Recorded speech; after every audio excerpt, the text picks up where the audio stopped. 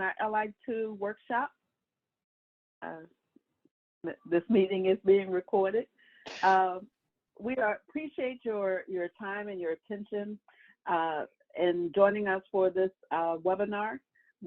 John has been working very hard to make sure that LI Squared is meaningful to you. He has excellent skills and ability in breaking down LI Squared so that it's usable, it's understandable, and very interesting to you could be to you personally, and how you can incorporate it into your programs. So thank you so much for joining us. There'll be a follow-up communication to team leaders coming shortly from Jeanette. But again, this is part of our providing TA to you, and we are always open to hear your ideas about what else is needed. So you can communicate that to your coaches or assistant coaches or to me, and we will try to incorporate your needs and make sure that we're addressing your needs to help move this forward. So thank you very much for joining us. Thank you, John and Jeanette and everyone for putting this together. And I will turn this over to John or Jeanette. Well, thanks, Lisa, and I appreciate those kind words. And John, you take it. All right.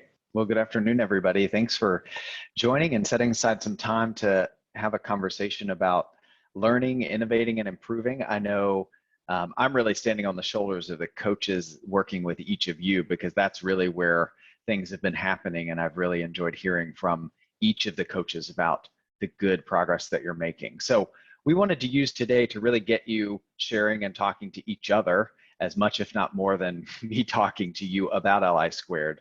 So I want to just offer a couple of things to think about right out of the gate when we think about the learn phase of LI Squared. And then we're going to move into a time where we want to invite some of you to share successes. That can be a big win, it can be a small win, but just to hear what progress have you been making in the learn phase.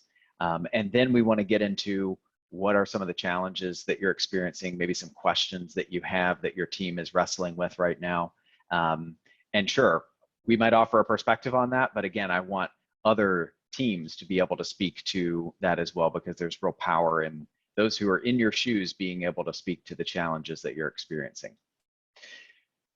So this should look familiar at this point, and the LI Squared framework is all about continuous change and improvement in service of better outcomes. And really, as you think about the cycle, making sure that we're not allowing the perfect to be the enemy of the good in this work. The TLC offers a long-term initiative to really make some transformational change in your programs, but at the same time, it can be easy to sort of move at this sort of glacial, really slow pace to get things done, right? Trying to fill in every box and every blank. But in fact, this whole process is designed to be iterative and cyclical, right? So biting off small pieces that you and your team can really work through together is something that this cycle is designed for. You're tackling big issues, and so Learn, Innovate, Improve is designed to help you break it down into smaller chunks, tackle a cycle, and come back around and then pick another component of your work to focus on. And I'm not going to spend a lot of time rehashing what LI Squared looks like today, but I wanted to revisit the whole process simply to say that some of you may be in a position where you're ready to start innovating very soon, and then you may quickly be moving into some improve phase work. That's great. We don't have to wait until March of next year to say, okay, we've done enough work in the learn phase, let's move on. Some sites may be ready to do that next week. Other sites, it may actually take them to February and March to really be ready for innovation. This is really about your process, but we want you to embrace the fact that iteration is part of the innovation. And so don't be afraid to sort of jump into that next phase of the cycle, knowing that you're coming back around to learning. So because many, if not all of you are neck deep in the learn phase, I wanted to say a little bit about the objectives, because the objectives of the learn phase really help tether us to what we need to be accomplishing as we move forward. And again, I know your coaches have been working in close partnership with you around the learn phase and setting up your priorities and figuring out where do you start and what things you're going to tackle.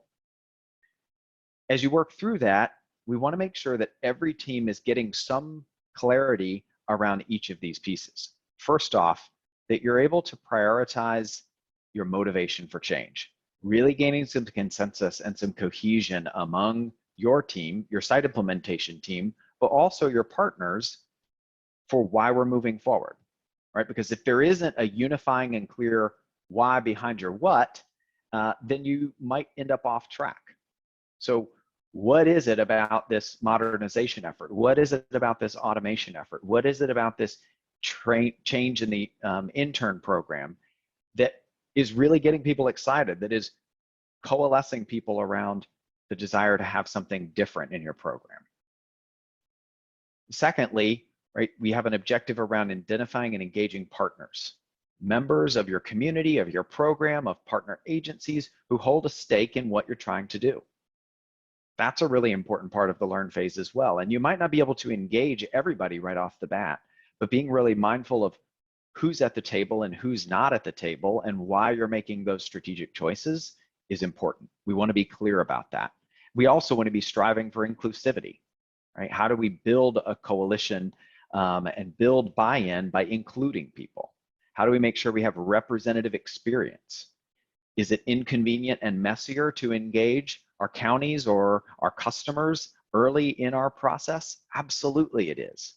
But does that pay dividends in the level of buy-in and the level of sort of responsive design that we can have in our change by including customer voice early, by including local stakeholder voice early? Quite possibly, yes. And so these are the things that you want to think through. And no matter where you land, making sure you're clear about who you're engaging, when, and why. And finally, there's the environmental assessment piece, right? If we take ourselves back to biology, we recall that ecosystems matter, right? What's going on in the ecosystem directly affects the specific change that we're trying to make. And so unless we take careful consideration of our environment, of the ecosystem into which we're introducing our change, then quite possibly we're going to run into roadblocks that could have been dealt with on the front end, or at least that we could have designed for in some way, shape, or form. So being really clear about what are those factors that are going to help us and hinder us in our success. But in order to do that, you got to know, what does success look like? You got to know, what are we aiming for? And so that's why this really builds on an understanding of what our motivation for change is, or what our problem to solve is. In addition to those help and hinder factors, what is our readiness for change? And this is not to sort of put the brakes on and stop the innovation that you desire to achieve, but assessing your readiness is really about understanding, do we have the momentum to move forward? Do we have the general organizational capacity to make this thing succeed? Do we have the right change-specific capacity for this to work? Because if those things aren't in place, again, then we could design the best possible innovation, but when you put it into the system, it's going to die because it is not set up for success. And so each of these objectives is really important in the learn phase. And it's not that we have to address every possible extenuating circumstance, but that we give it its due diligence. This is about being really systematic, being intentional and thoughtful in the learning, and then paying close attention to what we name as our motivation for change, who we invite in as our partners, and what our environment looks like as we move into the innovate and the improve phases. So I'll pause quickly to see if there are any immediate questions or anybody from the team wants to add anything.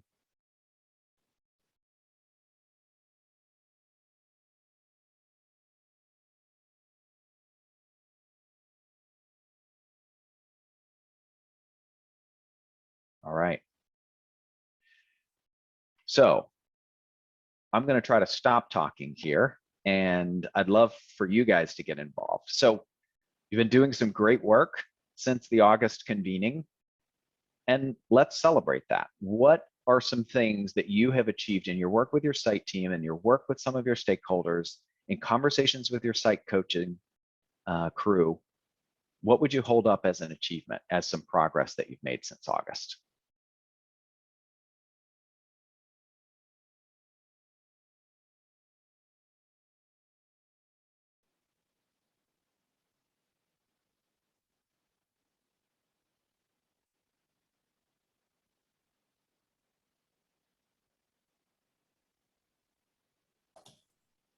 We sent out a survey to all of our participants who have done an internship with us in the past, just looking for their input on what they thought worked, what they thought didn't, what kind of changes they would like us to make. And we got really good responses. So we weren't really sure if people would do the survey or not, but they did. So I think it's going to be a great help in us moving forward.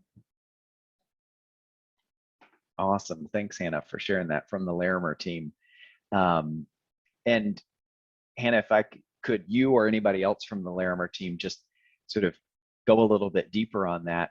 What were some of the things specifically that you hope to learn from your customer base? And can you give us a sense of what the response looked like?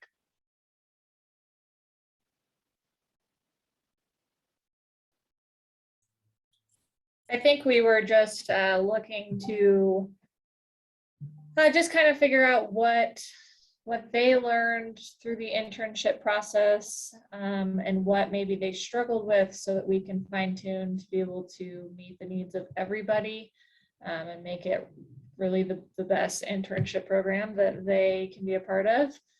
So we had a lot of common themes, such as maybe increased communication and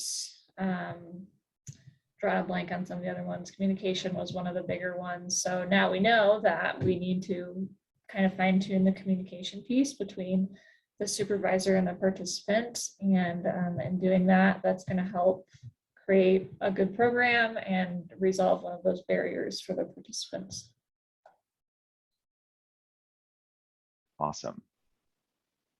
So really great example of taking your motivation for change and connecting it to your stakeholders, right? In the sense that here we want something to be different. We have a vision for a better internship program. Let's go to the people who know it best, the people who have experienced it, and start to get sort of a baseline for how we think about our program and what changes we could make, particularly those that would benefit the end user. Larimer County Phenoms, great work.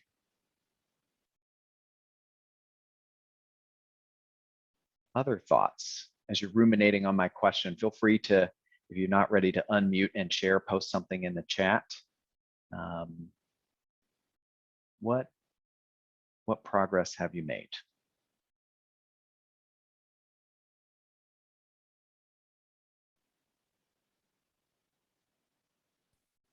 Hello all, this is Nicola from North Carolina. To answer John's question, since August, when we began this journey, I think North Carolina has made quite a bit of progress in being able to identify clearly who our stakeholders are. We had a pretty lofty list of goals that, Jeanette and Alex were able to help us really narrow down and hone in on things that were most important to our ultimate goals here in North Carolina. So being able to do the work and identify who our stakeholders are, what those stakeholders bring to the table, why they're a vital piece of what we're trying to do, and when to engage them has been very helpful for us. I know that, you could have varying stakeholders at various times in your process, and just being able to thoughtfully go through who those stakeholders are, what they contribute, and why they're needed at that phase has been very helpful to us as we've moved forward. Awesome, thanks, Nicola. The stakeholder engagement piece is a really tough one, and figuring out the timing around it is even trickier.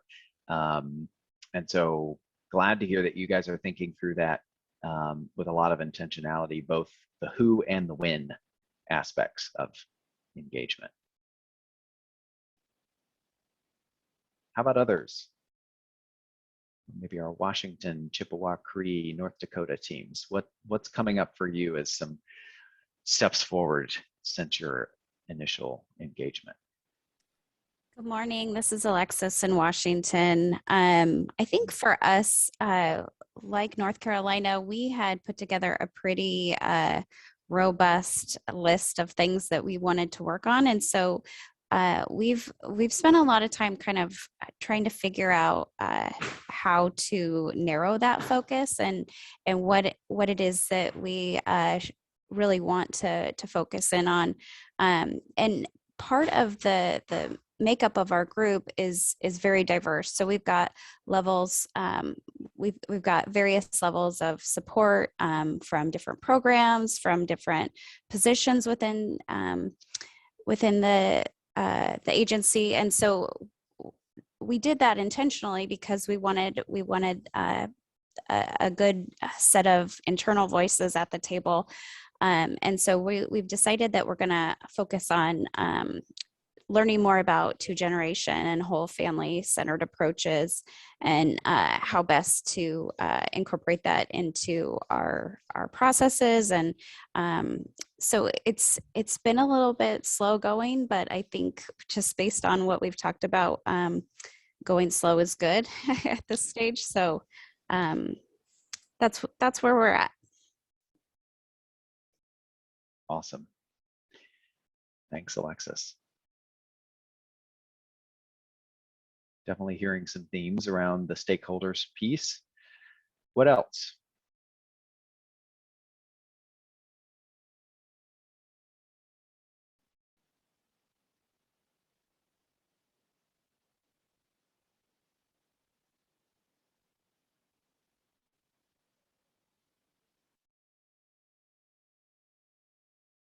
Hey, John, could I pop something in here real quick? Please do. Team, I just want to make sure that we don't have any shyness or hyper modesty hiding out in the room. So we've been together, for most of us, we've been together since August. We've got a few folks that are I think we got our North Dakota folks that are new to the party. So for those of us that have been in the game since August, we got to show them how it's done. So while we're in this room, I want to add a little option to this. So if you're new, or if you're a little hesitant to throw your awesomeness out on the table for all to see and share, it would be awesome if you could put into the chat, please, the things that you have heard as John has talked about this learn phase. What stands out for you? What's a nice phrase? Give me some tweetables about, like, slow is good. Hallelujah, right? I don't have to sprint to the next thing at the beginning of an initiative. I'm actually getting extra credit and gold stars for taking my time. What have you heard so far that really stands out for you, that's something that you want to keep reminding your team of or other stakeholders of about this learn phase? So if you could post that in the chat, that would be awesome.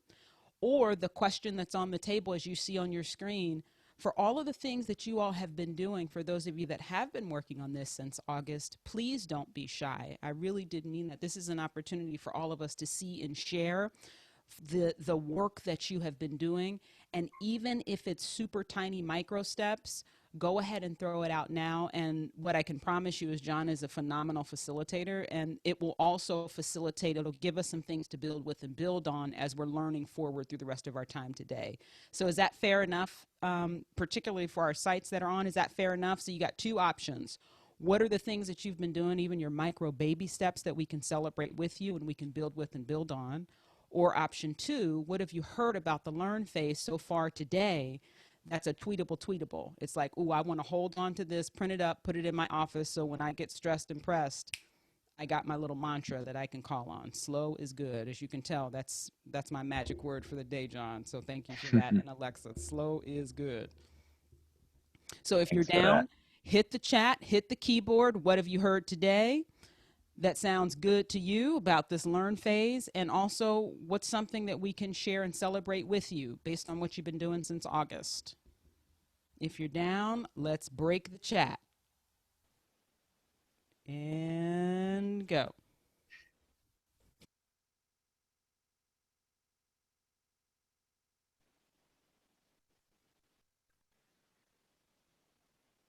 while you're thinking about that chat, I have to encourage my friends in North Dakota, who I got to spend nearly 2 hours with yesterday morning virtually, to do an unmute, because you guys have some really excellent work happening. You've had some excellent strategic doing happening prior to your TLC work, and I'd love for you guys to share kind of how you're bridging your learning from that process into this initiative. So especially you North Dakota folks, I know you have something to share on this front. I'd love for others to benefit from it. The part where I think I might have to be the one that's sharing. This is Bianca from North Dakota, because You know it. I believe Joan's out today. She's not on the call. She was out of office. So I'll go ahead and share a little bit about what North Dakota is currently working on. Thanks, John. We had the opportunity to do some work with OFA Peer TA around trying to understand what it would look like if we could modernize our TANF program, and what are some of the things that we need to understand as a state in order to make decisions based on what North Dakota would need. So to initiate that process, we had gone through the strategic doing framework, and we started by asking ourselves a question. You know, what would, if we led the nation in providing the best TANF services, what would that look like? And we pulled together about 25 stakeholders in North Dakota to engage in that process and to help us answer that question. Currently, we're in the process of compiling the results from the strategic doing work that we've done. And we actually completed the application and was granted access to the learning community, I think, after everybody had received their awards, and we felt very lucky. So we're very grateful to be here. But we had, you know, kind of said, okay, well, we've got all this information now. We just don't know what to do with it. We're not sure that we have the internal capacity to do meaningful things with this information, and we would like some support with that. So we were blessed with, again, like I said, with that opportunity to then come back and work with this group, and we're really excited. We just had a meeting yesterday with our stakeholders to talk about LI squared and this process and what it means to do this work and how we see that work shifting. Our next steps with our stakeholders will be to have a conversation with the support of Ella and Alex to talk about, you know, how do we see the work that we've done move forward, and what are some of the strategies that we're going to use to help move it forward. So we're pretty excited, pretty motivated. We had some really great discussion. I think John was able to share with us a reflection that was pretty, it didn't stand out to me, but after he had said it, I felt pretty proud of that. We had some sharing going on in the group yesterday where, you know, not everything that we discuss all the time, everybody's going to agree on. And we actually had people, you know, really engaging in the conversation and sharing some alternative perspectives. And I really was grateful for John's really awesome facilitation skills, because he was able to point out that, you know, while we might not share it at all, it's really like a psychological safety net that you have here, that your stakeholders are willing to be authentic. So thank you, John, and thank you, Ella and Alex, for giving us the opportunity to go through that as a team. And yeah, that's where we're at. Love it. Thanks, Bianca, for sharing. And it wasn't so much my facilitation as it was the psychological safety that you guys have cultivated. So seriously, kudos.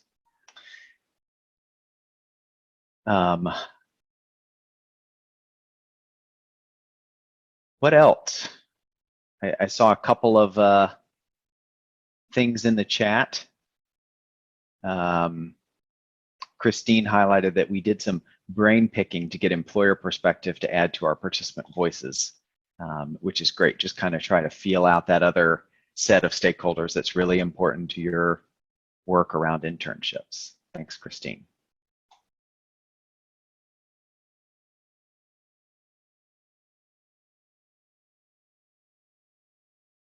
Anybody else care to share? what you've been up to, what progress you've been making as a team.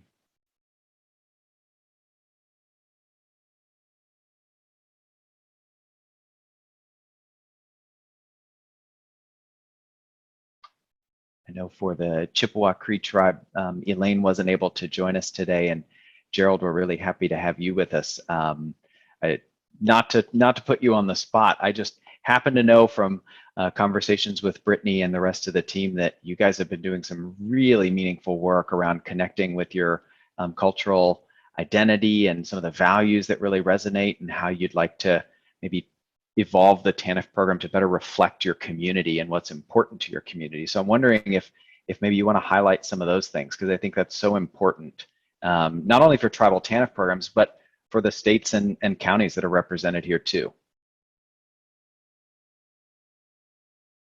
We pretty much concentrate on our culture in regards to getting our clientele involved. We have a couple elders that we rely on to do presentations. But one challenge we have right now is getting our clients to attend Zoom meetings where we do have our presenters present certain aspects of our culture. And our culture has a lot to do with our healing. I hope to reach our clients more that way, with their elders and Zoom meetings. Thanks, Gerald. And I love the fact that, you know, you guys are, you're tackling that issue despite the challenges of COVID, right? Having to use virtual platforms to have those conversations that are really important, and they're meaningful and they're sobering. But I also just want to recognize the fact that kind of connecting how you organize your program to the values that are important to your community, again, is something that's, I know, really important to the Chippewa Cree tribe, but that lesson, that principle, I think, is important for North Carolina and Washington. It's important for Larimer and North Dakota, really to think about what are the values that we care about in our communities and in our respective cultures. So I appreciate the way that you guys are thinking about that. And I just hope the other teams on this call see the value of that exercise for themselves too. Thank you, Gerald. You're welcome. All right, love it. Anybody else want to share a success, some progress before we move on to challenges? Again, to Nicole's point, don't be shy. Toot your horn.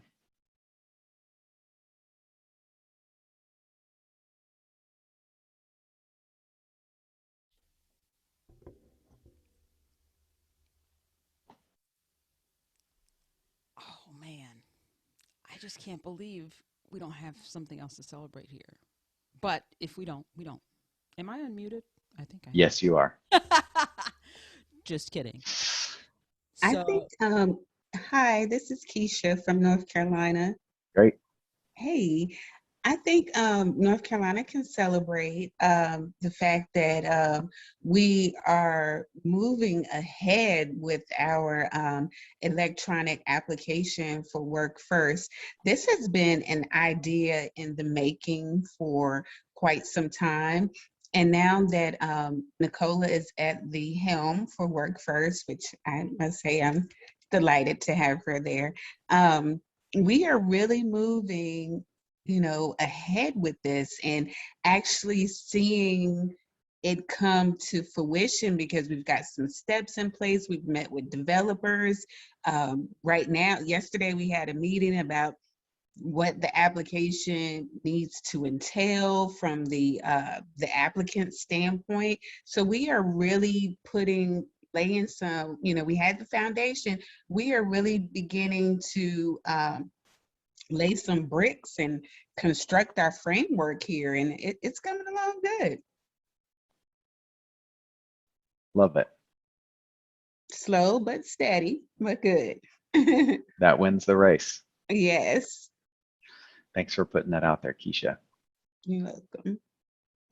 And I'll just jump in there to add that Nicola mentioned this, but she didn't highlight this, that it wasn't clear from the outset that that was really going to be the thing that we were going to run with, the thing that the team was going to focus on. And there were some tough discussions at the outset to really sort of narrow the focus of the team's efforts, because everything on their list is worth doing and important to the work.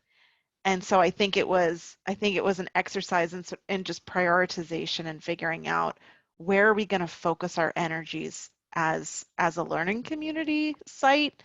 And I give the team kudos for working through all that pretty thoroughly and landing where they landed. And I think that helped give everyone kind of the focus and the drive to make it happen and to make as much progress as they have. So kudos to the North Carolina team. Thank you, Jeanette. And I'll just put out here, the reason why we're belaboring this point so much is because what we know about innovation is that it doesn't happen off in some room with a person sitting there by themselves, just coming up with good ideas, right? There's this great book that I would highly recommend to you, Where Good Ideas Come From, The Natural History of Innovation.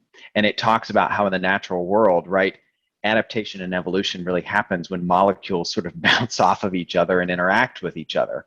The same is true of human innovation in the sense that we have to connect, right? We have to share those ideas with one another, and that's where little adjacencies, little new ideas, little tweaks to process or program or to the way things are done spark something for somebody else, right? And so we want to do that sparking here. That's why we belabor the point. That's why I keep posing the question, because I know you guys are doing good work, and we want to create this space where it can bubble up, right?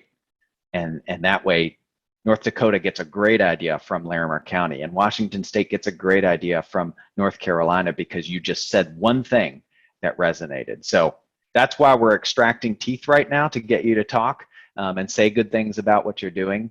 So I put that out there. And we'll continue to do this. We'll continue to facilitate this space where you guys share both what's working well, what are you proud of, what progress are you making, and where are you feeling stuck. So just an encouragement to you all that that this can be really powerful if we throw out there even the smallest of progress and of achievements that you're making.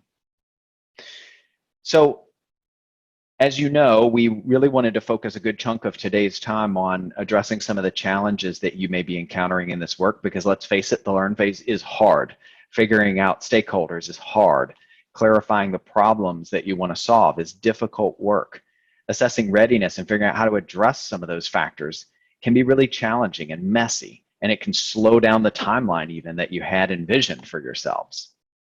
So we asked those of you that were willing in advance to share some thoughts, and I got a couple. So I certainly want to start off with those and honor it. But then we also want to provide some space today for you guys to share out some other challenges. And so let me bring up the couple of questions that were raised, and then we might create some space for you to talk to each other. Did a little sidebarring with Casey Gray about the possibility of some breakouts, and I think we could make that happen. Thanks, Nicole, too, for that tip, just to get you guys interacting around some of your challenges and then bring it back into the full group. So let me start with the questions that were raised by those of you that emailed beforehand. And the first one was this question around who needs to be at the table and when, right? So it's not just enough to think about, all right, let's make sure we identify our stakeholders, but when's the right time to bring different stakeholders to the table? And I know that even though not every site asked this question, every site has been wrestling with this. Even the conversations that I've been a part of, that I've heard from the coaches, this question of when is critical. So when is the right time, for example, to bring customer voice into your work? When is the right time to bring other members of your community into a conversation about how you might change your program? So probably no surprise, I don't have a silver bullet answer to that question. But I think a couple of principles to consider are that, number one, regardless of who the stakeholder is, it's not just about what role and what input they could have into your process, but I think it's also about what does their involvement gain in terms of their buy-in, their support, and their potential to be a champion of what you're doing. And so take customers, for example, right? It sort of, you might be thinking about that from the perspective of, oh, we want customer engagement right off of the bat. The Larimer team has kind of gone that direction. Let's go to the customers first, and let's really unpack from their perspective what's worked well with internship programs, what hasn't, what would be important to focus on and change there. That could have the benefit of really creating some champions out of program participants, out of former interns or current interns, that not only can be a part of the design work of building out your new internship program, but could be ambassadors as it moves forward to fellow program participants, to employers in the community, to members of your own agency that would be hosting interns.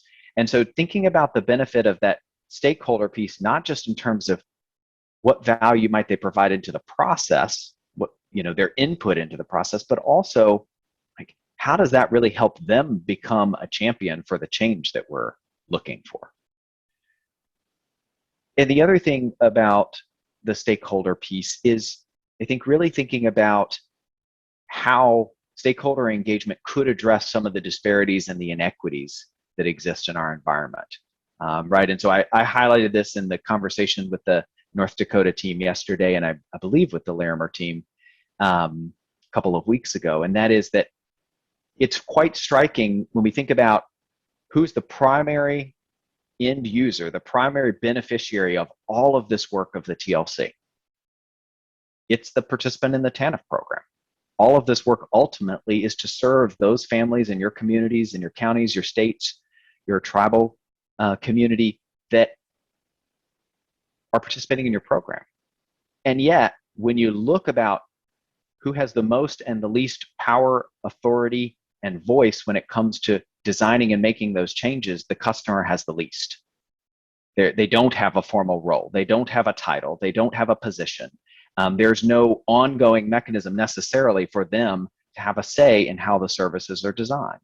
And so there could be an opportunity there to think about, if the customer of all of our stakeholders is the most powerless and the most voiceless, how do we really try to turn the table there and create a place for the customer's voice to be elevated? Because they don't sit in our org chart. They don't sit at the table when it comes to making some of these decisions. And so what can we do to really address some of that equity and represent their perspective when it comes to, whether it's automating intake, whether it is modernizing the program, thinking about how rural communities access or cannot access our services, thinking about re-engagement after a period of no engagement during COVID, right? Whatever it is that you guys are wrestling with, how can that customer voice really be elevated to address some of the disparities that exist in terms of access, engagement, and participation? So let me pause there and see other members of the TLC team, and in particular, other site team members. What are your thoughts on this issue of stakeholders? When to engage them? Who needs to be at the table?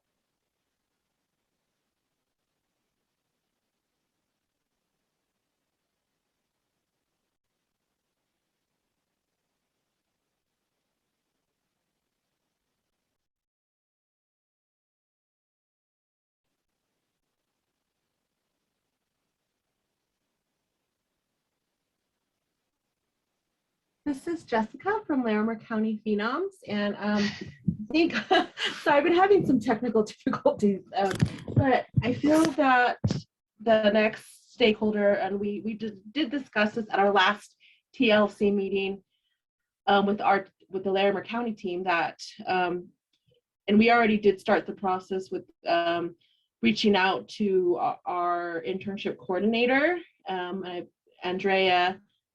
She is our liaison at the Larimer County Economic and Workforce Development.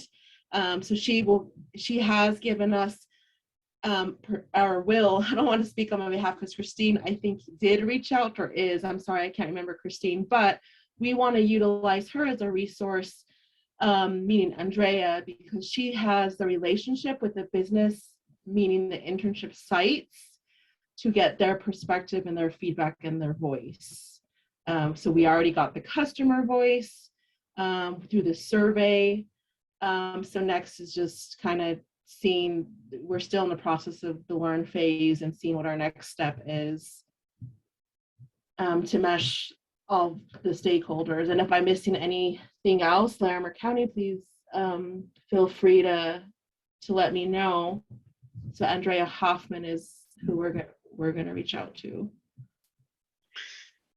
Yeah, and so what I hear you saying, Jessica, is that for you guys, you see real importance in kind of having each of those primary stakeholder groups help shape things from the early part of your work, right? And that can sort of be contrasted with an approach that says, let's get the stakeholders to react to kind of what our plans are, what we're designing, what we're developing.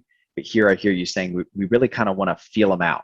We want to see where they're at. What are they thinking right from the get-go before we even design something new? What are their impressions? What are their perspectives? What are the things that are important to them?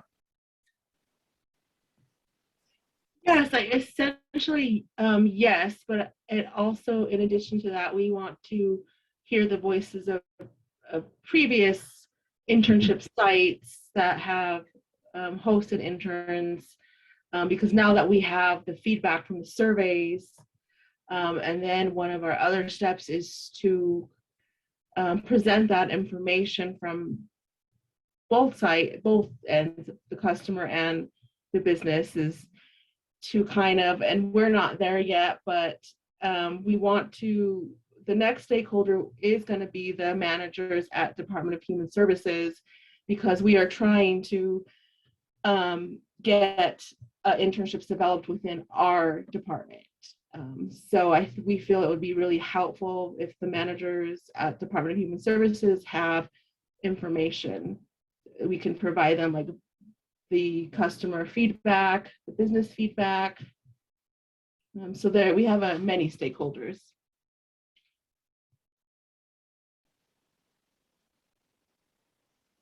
Great.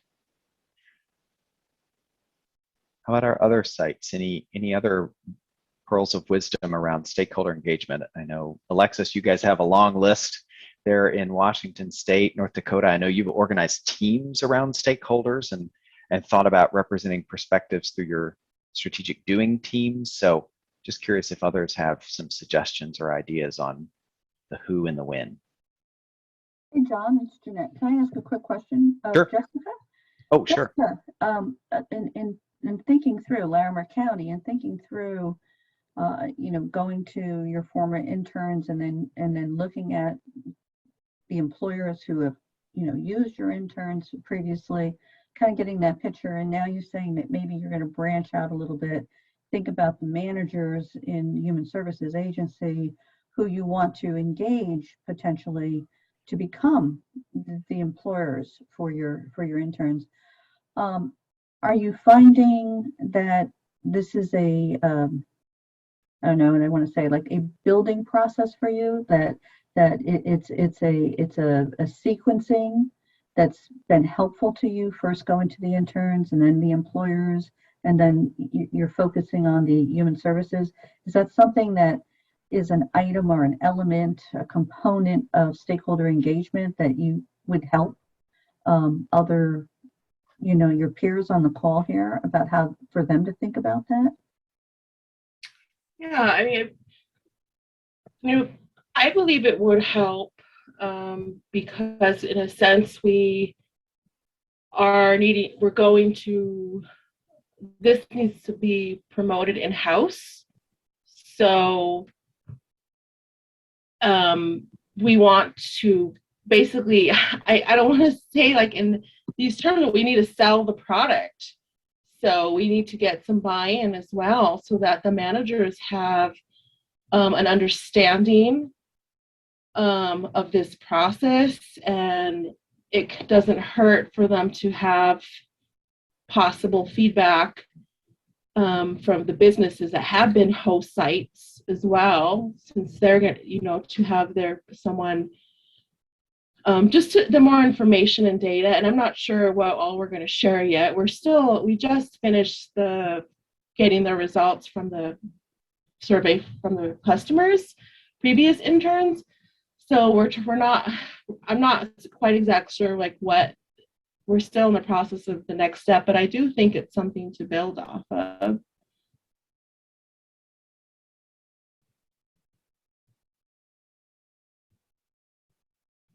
Hello, this is Nicola from North Carolina. I kind of answered this question somewhat earlier, but I can go into a little bit more detail. In North Carolina, our first goal, or our first little mini project, I'll call it, is establishing an electronic application for our participants. Currently, well, pre-COVID, the program was completely face-to-face. You had to come in the office and apply and interview, and the entire program was face-to-face. But COVID has created a necessity for an electronic form of applying for the program. So in doing so, we've identified various stakeholders, like I said, that need to be present at various places. We began internally. Like someone, I think the previous speaker said, we have to sell it within our agency, and we have to have everyone's buy-in within our agency so the excitement is there. Because I believe as excited as we could be about it, as excited as others could be. We've began that process by engaging our reporting team, first informing our management, and then engaging our reporting team and our case management, development, and applications team. Bringing them on board, letting them know what we want, seeing what is already out there, and then now working together to incorporate what's the paper application, the system application, and making it an electronically transmitted application for our applicants. So that's where we are right now. As we continue working, and we actually have a product that's ready to, we think is ready to be viewed by the public, we'll share it with various members of our county DSSs. So we're looking at a stakeholder group of no more than 7 members of our county's, our county DSS leadership. That would be 7 counties identified in North Carolina of varying sizes.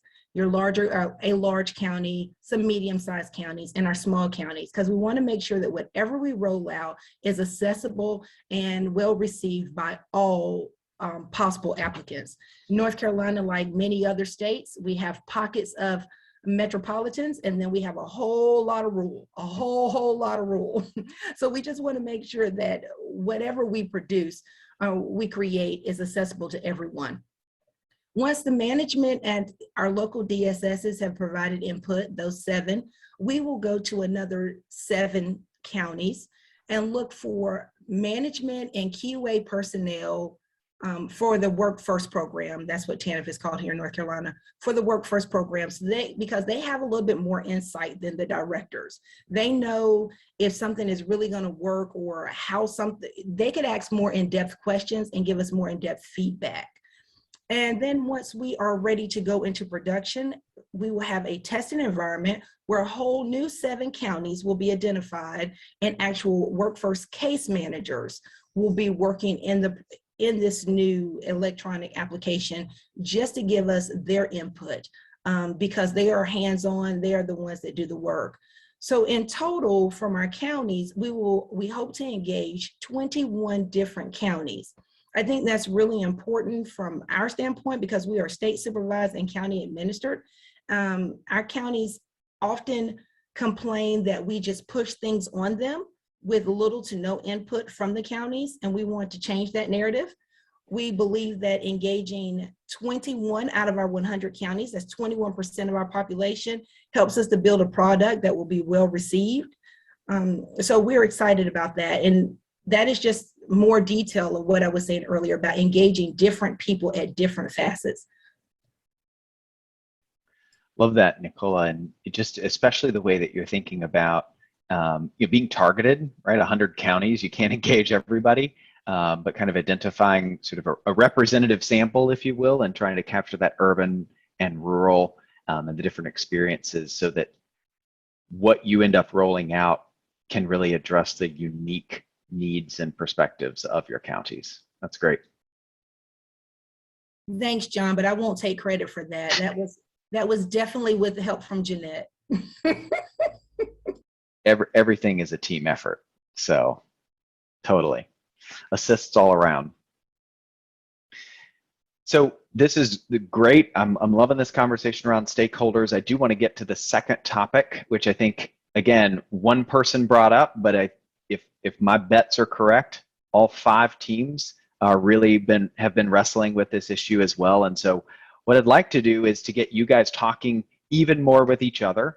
And so Casey Gray is going to work with me and do some breakouts on the fly here and have you go into some small groups and just kind of talk about this cross-site, this tension between work participation rate compliance, which I know is a priority for everybody.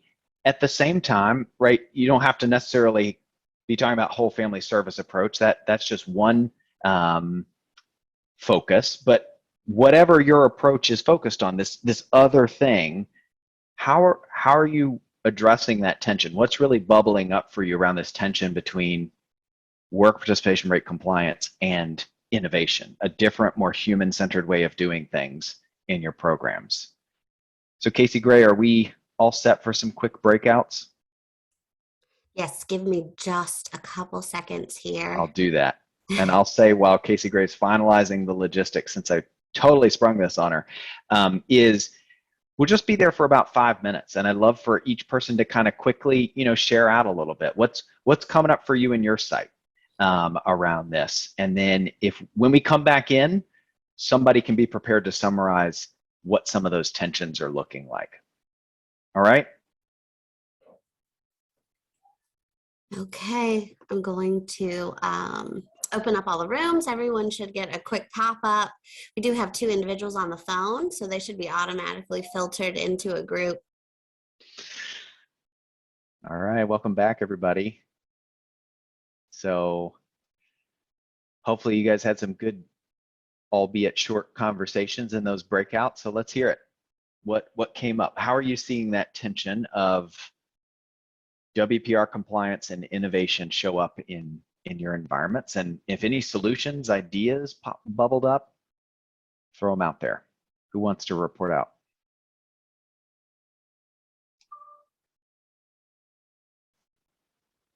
This is Ronnie Sue, and I was in room 2, and some of the conversation that we had was around looking at how are we spending our dollars? Are we spending our dollars towards things that look like WPR metrics? Are we spending them towards other things, our TANF dollars, or are we spending them towards things that support the kind of services that we're trying to get to? WPR is an old performance metric. It's been around since the beginning of the project or program just about. And so we have patterns that are built because we've had the WPR for so long. So for example, in Washington State, we have shared the WPR as a metric with our line staff. Our case management staff have had that every month, and they know what it is. They know how their own office is performing towards that, and we're experimenting with not having that goal set before them, because once it's there, it feels like meeting WPR equals success. And we talked about that. We know that that's not always true for the families that we're serving. Just meeting WPR doesn't necessarily mean that families have been successful. And so if we want to shift the paradigm, we're experimenting with not having that a visual goal and performance metric. We're watching it in the back, but not having a visual for our staff, so that's not the thing they focus on. It's hard to break that pattern of behavior if they've had that as a goal.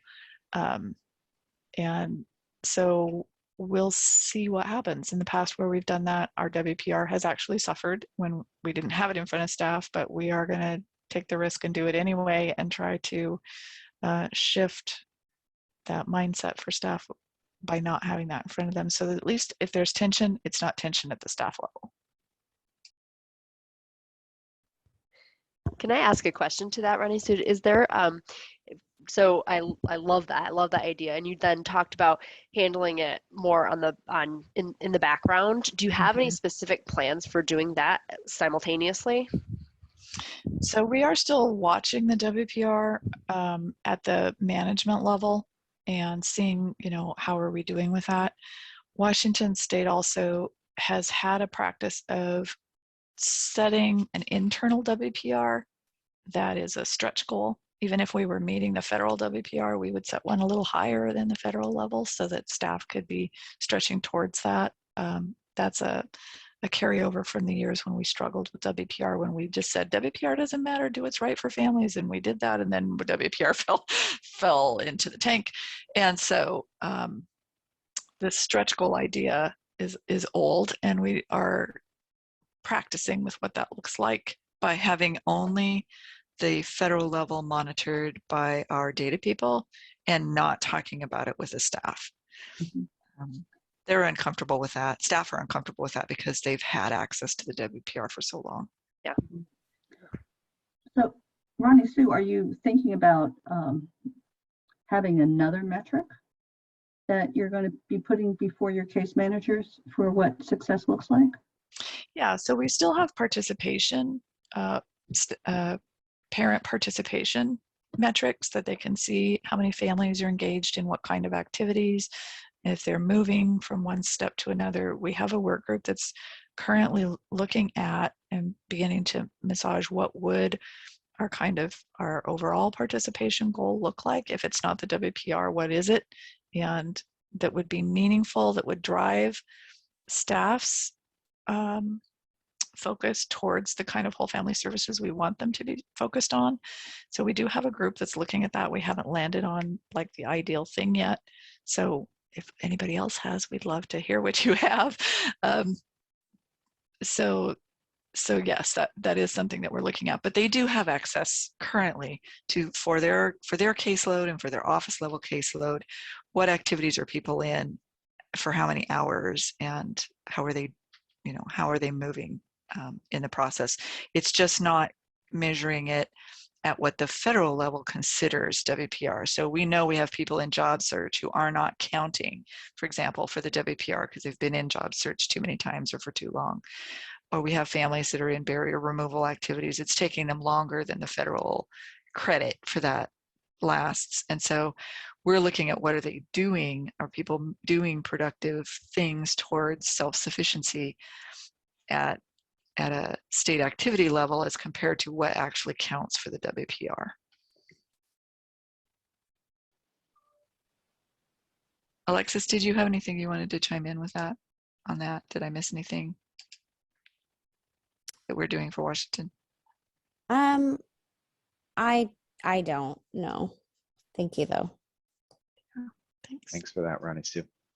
Great stuff. How about others? Hi, this is Lori from Washington State. And I was in room 1, I believe. And yeah, we talked about the struggles with WPR and countable activities and what really works for the family, how to make it a meaningful activity that actually counts. And I think it was Keisha. I'm going to mention our stakeholders, really getting them involved, like with the parenting classes, getting them involved where we can involve the children maybe in a class or the whole family, whatever they're doing. So she had brought up some good options where really it comes back down to that stakeholder, getting them involved too. So this has kind of been always in the back of my head because I'm a workforce case manager. I love these ideas of re-engaging the whole family, but how do we make it to fit, WPR? And the time went by really fast, so I felt like we could talk about this forever, but feel free, room 1, to jump in if I'm missing some things. I was just kind of making notes for myself. That was perfect. You got it, Lori. Good job. And you're right, the time did go by really fast, and I think this is a topic that all of us could undoubtedly talk about forever. Right, exactly. Well, real quick, this is Donnell Colon from Washington State as well, and I think I was supposed to report out for group number 4, and since all of my colleagues are already doing it, I'll just piggyback off of what they said. And maybe just offer, I think one of the great things that Washington State has recently do as we come off the COVID extension and start re-engaging our customers is we've developed a new comprehensive evaluation or pathway development plan that is really client-driven. It is human-centered, meeting the parent where they are, maybe not worrying so much about the countable activities, understanding that we need to remove barriers first, and then later we'll get the countable activities. So it's kind of a let's do what we can now to get them where they need to be, and later we might reap some WPR rewards as well. Of course, coming from operations, I'm always looking at the WPR and don't want staff to stress about it. We've always said we need to meet the client where they're at, but sometimes staff do get stressed out about it, as Ronnie Sue said. But I'm excited about our new re-engagement activities and the new tools that we're using as well. Hopefully that will help with more client-driven and human-centered activities.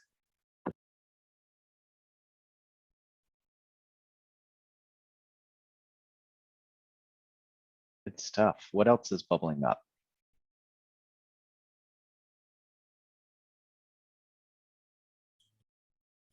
I was in room 7, and we talked about a few things. There was one site that said that they're really focusing on their goal for TLC of getting the online application going, and that's their main focus right now. So that's awesome. And another site that was talking about how she works with WIOA, and that the challenge can be that the funding is not necessarily there from her perspective on working on work participation rate, because she's more focused on the WIOA metrics, and just kind of trying to fold all of that together. And yeah, Louisa, if you want to jump in, please do. One thing that I was wondering about is when we did our kickoff in August, I believe there was a site, and I can't remember who it was now, but I think someone said they had a waiver from work participation rate, so they didn't have to worry about it right now. Am I dreaming? Or because I You might be dreaming more about that. I want to say that there are no waivers from the federal government. Lisa, you correct me if I'm wrong on that, but that would be shocking news. Yes, all right, Don. Might have waivers from their state, yes, but there are no federal waivers. I believe what you may be remembering, Christine, is, if I'm not mistaken, Washington State was moving out of this phase where there had been exemptions granted pretty much across the board for participation during COVID, that they were beginning to phase out. Washington State, you can keep me honest on this front, but I know that that has been a focus with this Purple Q initiative of starting to re-engage participants now in activities and participation in the program. As Washington State kind of firms up their new plan, I'd love to hear more about that. When we did our kickoff, there were a couple things that we had identified that we wanted to work on, and we thought doing the internships internally was going to be a fast kind of low-hanging fruit that we would grab and then move on to finding balance between the work participation rate and really meeting families where they are and working with them in a meaningful way. The internships kind of grew because we did recognize the value of tapping into those stakeholders. So we ended up doing the surveys and more work around finding perspective from the employers, and it's taking longer to get where we want to go. But I think it will all be worth it. But I can't wait to get to that bigger, and the big thing for me is finding that balance, because it is tough. It's our people, working with our people. That's what we're here for, you know, and I would just love to hear how others are kind of making the best of both worlds and making it all work together so that you can meet people where they are and meet that work participation rate metric at the same time. So that will be our next big thing, and I'm really excited to get there and really work it out. But one of the things that we have started doing in the meantime is really working reports to find those folks that maybe were so close, to counting. And it's like, oh, if they just had a few more hours, did we add the personal leave or the holiday, or is there something they didn't report that we could add in there? So giving them a call and following up that way. So we've been able to catch quite a few just by using the reports that maybe would have not counted in the past.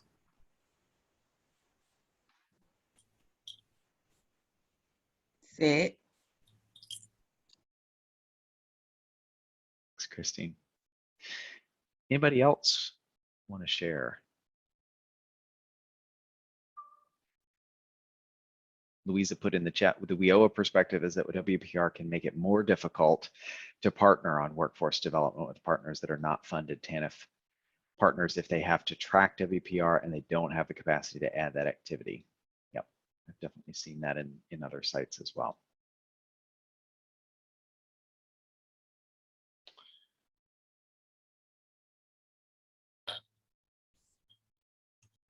Any other report outs from the groups on this question? Hi, this is Brittany Miller from Washington State. I think I was in a group with somebody else who just left, but we talked about how the WPR is sort of embedded in the culture of our case managers. So I have 5 case managers and 4 of them started since July, and they know about the WPR and they have talked to other case managers about it when it's not something I've specifically addressed with them yet. So it's just, if that's not going to be our focus, we need to find a way to shift for our workers who it's just a part of their culture.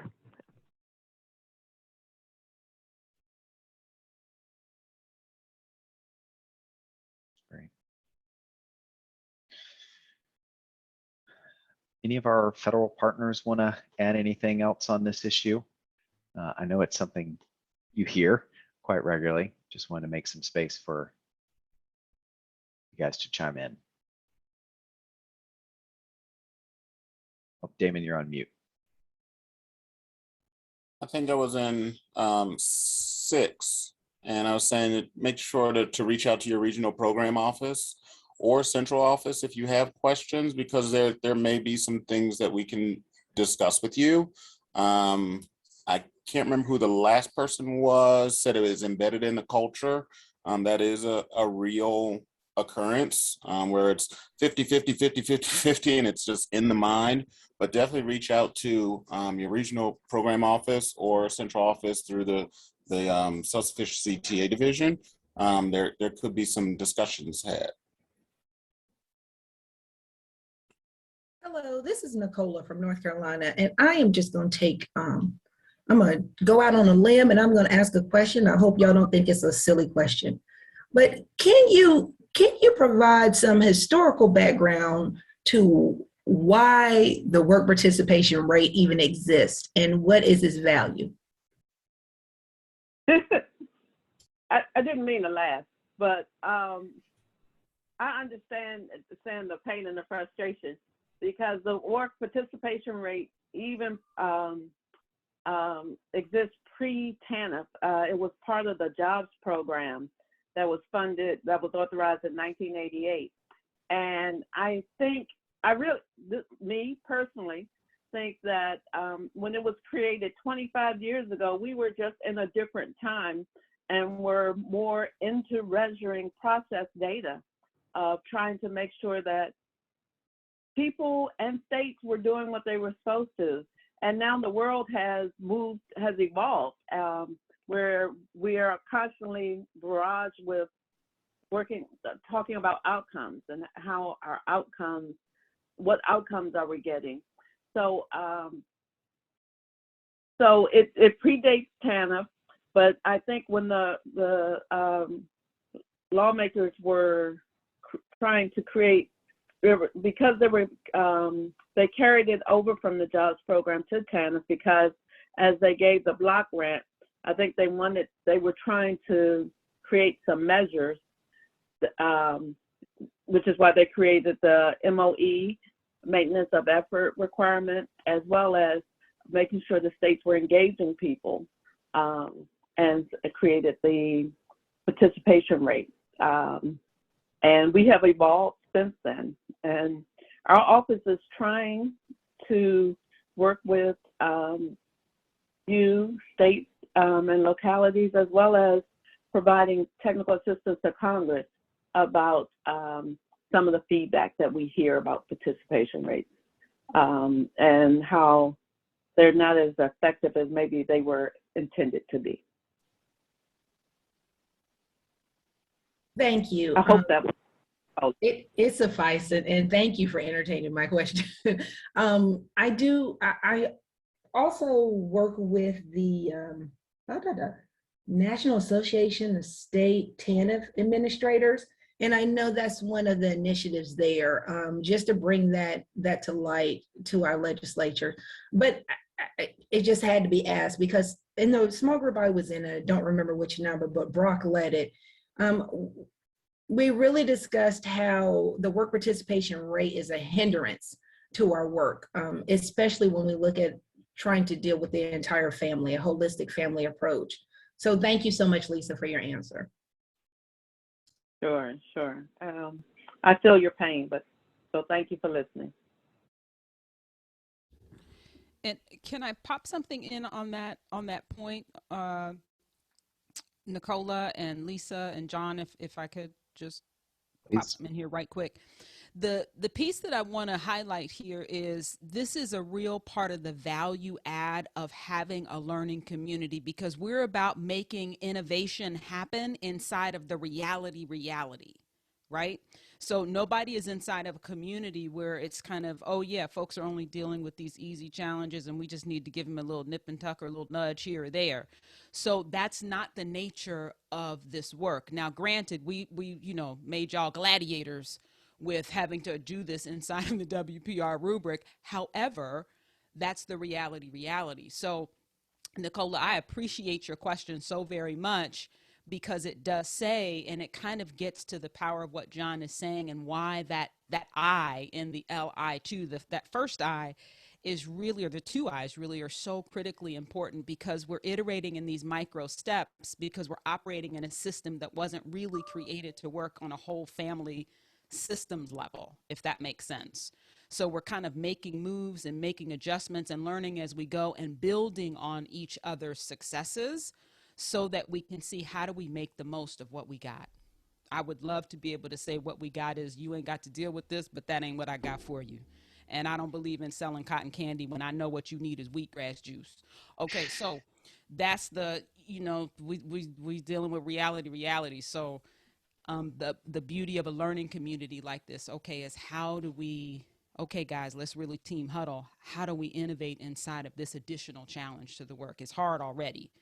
It's challenging already. We stretched already, but where do we see some space to move? And I want to highlight something that Damon said a few minutes ago. Please make a good friend of your regional program manager and look for where you have some room for innovation, where you can press, where you can knock on a door that you don't normally knock on, to see where's some opportunity. And just to link this back right to that learn phase, building on what you said, Nicole, there is a lot around the WPR that feels intractable. And as Lisa and Damon and others at the federal level know, there's a lot out there that is perception, and then there's some out there that is reality. And part of getting those questions answered is understanding, what's perception around the rules and the requirements and the regulation, and what's reality. Because it's also the case that a lot of time this sort of the culture, the legacy, the way things have operated for so long has created an expectation or an understanding that this is required, when in fact the rule is not that.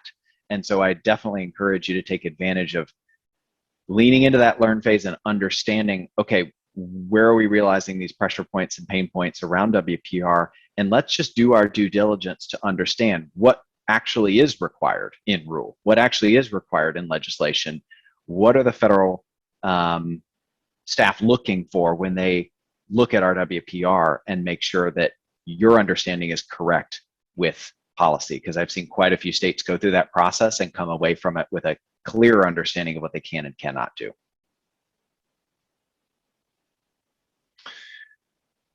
All right, so we are just about out of time, and I wanted to pose one final question just as we sum up our time together today. We hope that these monthly 90-minute sessions will provide a space for you guys to connect around issues that are important to you, and we want to continue to offer this. We've got another one coming up the first week of December, and so we've been working hard to plan for that one. But as we close out, any suggestions in the chat, just to kind of get at your pulse on what other topics, what other issues, what themes are really coming up for you to be helpful to focus these sessions on? That would be of huge help to the BLH Mathematica team to just understand how would you like to use this time. So if we can close out with some ideas in the chat, no self-editing, just throw some in there and that will help us plan.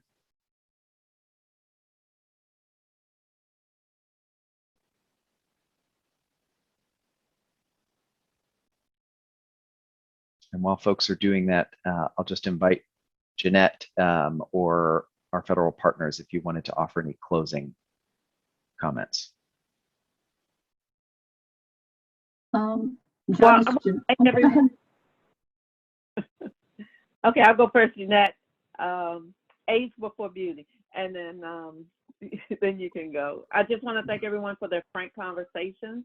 I think I learned a lot. I was especially interested in some of Washington State's comments about how there was negative effects or unexpected consequences for telling staff, don't worry about the WPR, because then maybe it sank a little lower than they chose to.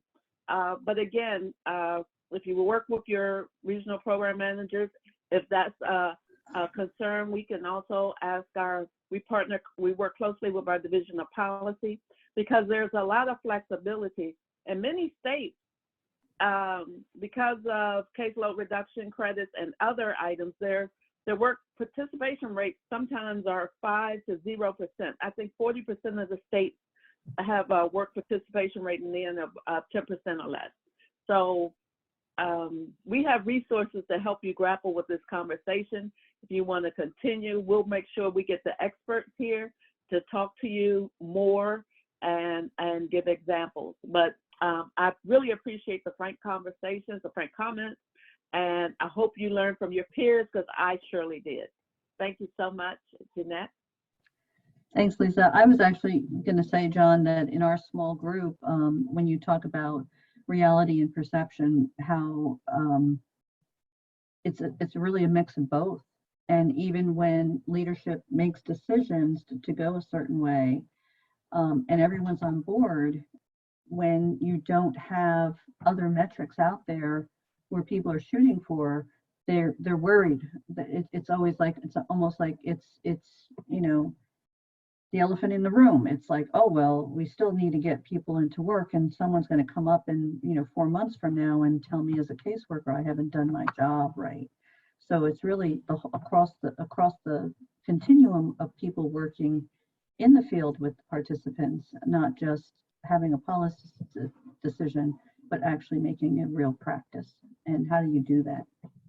But that's it. But thank you. I thought, Lisa, I echo your comments. I thought this was really some really good conversation. Excellent. And I see the comments. We will have longer breakout rooms.